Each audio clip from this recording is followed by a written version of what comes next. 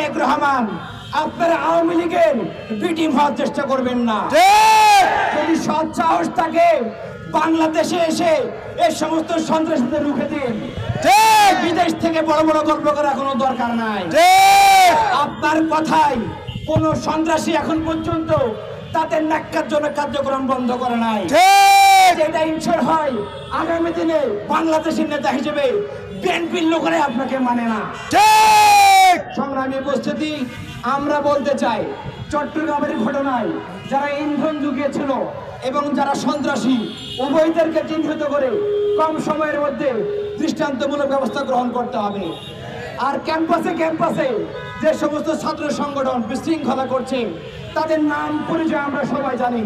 এদেরকে বের করে উত্তম মাধ্যম ব্যবস্থা দিয়ে যেভাবে হোক একাডেমিক নীতিমালার অধীনে নিয়ে এসে প্রয়োজনে ছাত্রদের বাতিল করে হলেও এদেরকে উচিত শিক্ষা দিতে হবে। আগামীতে কোনোদিন কোন সন্ত্রাসী কোন ছাত্র সংগঠন এই ছাত্র সংসদ বানচাল করার স্বপ্ন চিন্তা না করতে পারে।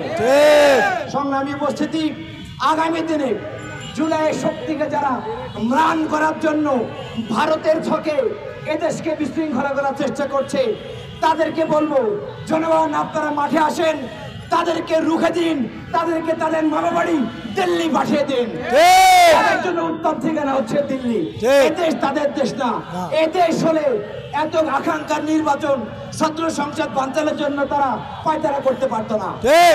সংগ্রামী উপস্থিতি, আগামী দিনে ক্যাম্পাসে ক্যাম্পাসে সুষ্ঠু পরিবেশ রক্ষার আন্দোলনে এবং রাজপথে গণতন্ত্র ইসলাম রক্ষার আন্দোলনে আপনারা আমাদের সাথে থাকবেন, সামিল হবেন, সে উদাত্ত আহ্বান জানিয়ে আমার বক্তব্য শেষ করছি।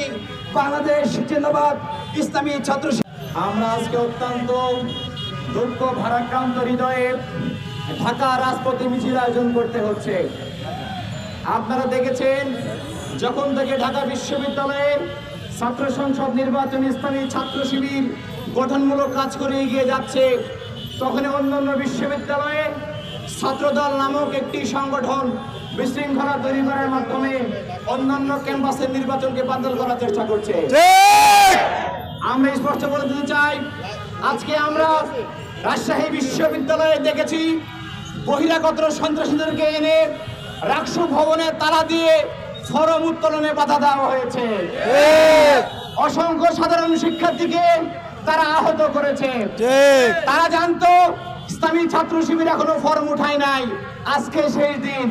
ইসলামী ছাত্র শিবির যাতে ফর্ম উত্তোলন করতে না পারে এটা বুঝে তারা পরিকল্পিতভাবে বহিরাগত সন্ত্রাসীদেরকে এনে রাকসু ভবনে তালা দিয়েছিল এবং বিশৃঙ্খলা সৃষ্টি করেছে।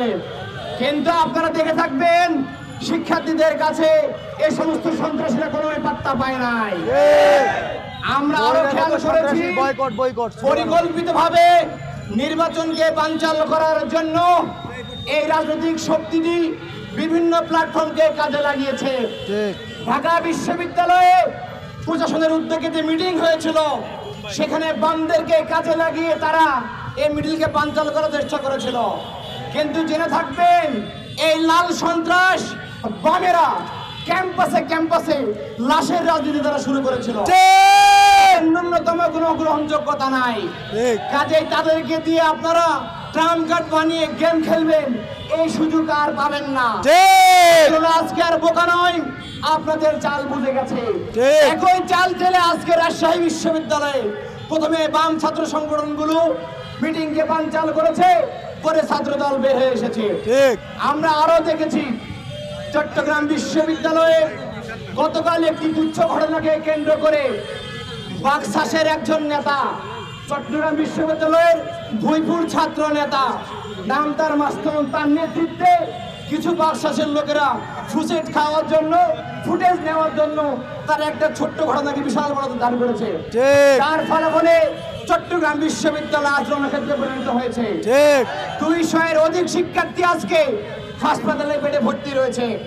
ছাত্র শিবিরের একজন কর্মীকে স্থানীয় গুন্ডারা মারাত্মকভাবে জখম করে আজকে হাসপাতালে ভর্তি করে দিয়েছে। বহিরাগত সন্ত্রাস হচ্ছে না, তাকে ঢাকায় আনতে আমরা বাধ্য হয়েছি।